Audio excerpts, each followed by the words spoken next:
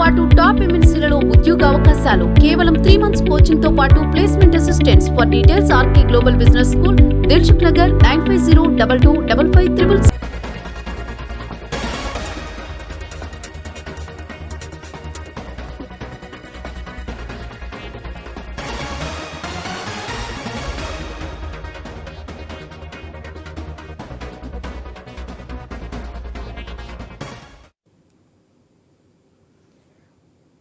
YCP rebel ఎమ్మెల్యేలు route మార్చారు. తాము ఇప్పట్లో విచారణకు హాజరు కాలేమని స్పీకర్ కు లేఖ రాయడం జరిగింది. అయితే చీఫ్ ప్రసాద్ రాజు సమర్పించిన ఆధారాలు ఇండియన్ ఎవిడెన్స్ యాక్ట్ ప్రకారం చెల్లవని ఉండవల్లి శ్రీదేవి, మేకపాటి, కోటంరెడ్డి శ్రీధర్ రెడ్డిలు స్పీకర్ తమ్మినేనికి రాసిన లేఖలో పేర్కొన్నారు. ఇక ఇదే అంశానికి సంబంధించిన మరింత సమాచారం మా ప్రతినిధి హరీష్ లైవ్ ద్వారా అందిస్తారు.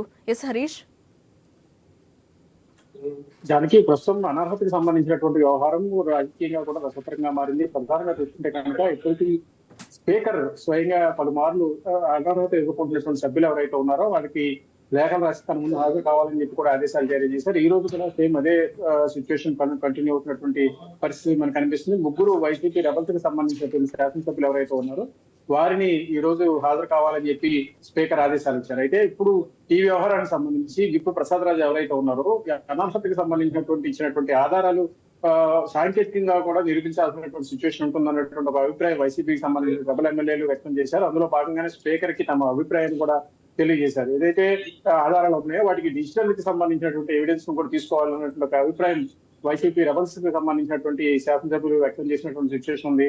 ఇంకోవైపు చూసుకుంటే కనుక ఈ రోజు రాజ్యసభకు సంబంధించినటువంటి ఎన్నికలకు సంబంధించినటువంటి నామినేషన్ కూడా ఆఖరు కానున్నటువంటి నేపథ్యంలో ఈ రోజు మధ్యాహ్నం 3 గంటల వరకు కూడా స్పీకర్ తన ఛాంబర్ లోనే అసెంబ్లీలో తన ఛాంబర్ లో ఏదైతే అనర్హతకు సంబంధించినటువంటి విషయాలు అందుబాటులో ఉంటారని కూడా సమాచారం అందించారు. ఇప్పటికీ స్పీకర్ వెయిట్ చేస్తున్నప్పటికీ కూడా ఈ వైసీపీకి సంబంధించినటువంటి రెబల్ ఎమ్మెల్యేస్ ఎవరు కూడా ముగ్గురు ఎవరైతే ఉన్నారో నోటీస్ అందుకున్నటువంటి వారు ఎవరు ఇప్పటికీ హాజరు కాలేదు. అదేవిధంగా ప్రసాద్ రాజు ఇచ్చినటువంటి ఎవిడెన్స్ కి సంబంధించిన దాని మీద ఎవిడెన్స్ కి డిజిటల్ ఎవిడెన్స్ కి సంబంధించి ఆధారాన్ని కూడా తీసుకోవాలన్నటువంటి ఒక అభిప్రాయం ముగ్గురు అనర్హత ఎదుర్కొంటున్నటువంటి శాసనసభ్యులు వ్యక్తం చేసినటువంటి సిచ్యువేషన్ ఉంది. మొత్తం మీద చూసుకుంటే కనుక ఈ రోజు ఎలాంటి పరిస్థితి ఉంటుంది, మరోసారి వాయిదా వేసి అవకాశం ఇస్తారా, లేదంటే కనుక ఇప్పటి వరకు ఇచ్చిన టైం ఎక్కువగా ఉంది కాబట్టి పలు దఫాలుగా నోటీసులు ఇచ్చి హాజరు కావాలని చెప్పినా కూడా సాంకేతికంగా ఉన్నటువంటి ఇబ్బందులు దృష్టిలో పెట్టుకుని అదేవిధంగా అసెంబ్లీలో ఎవరైతే సభ్యులు ఉంటారో ఆ సభ్యులకు ఉన్నటువంటి హక్కులు కావచ్చు, ఇతరత్ర ఉన్నటువంటి సౌలభ్యాలు కాదు, వాటిని ఏ విధంగా ఉపయోగిస్తారు, రాబోయేటువంటి రోజుల్లో ఈ వ్యవహారం ఎలాంటి మలుపు జరుగుతుందని కూడా ఒక రకంగా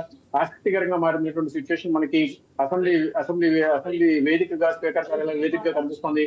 మొత్తం మీద ఈ ఎపిసోడ్ ఈ రోజుతో ముగుస్తుందా లేదా అన్నది మాత్రం ఒక రకంగా ఉత్కంఠమైనటువంటి పరిస్థితి మనకు కనిపిస్తుంది. జానకి. రైట్.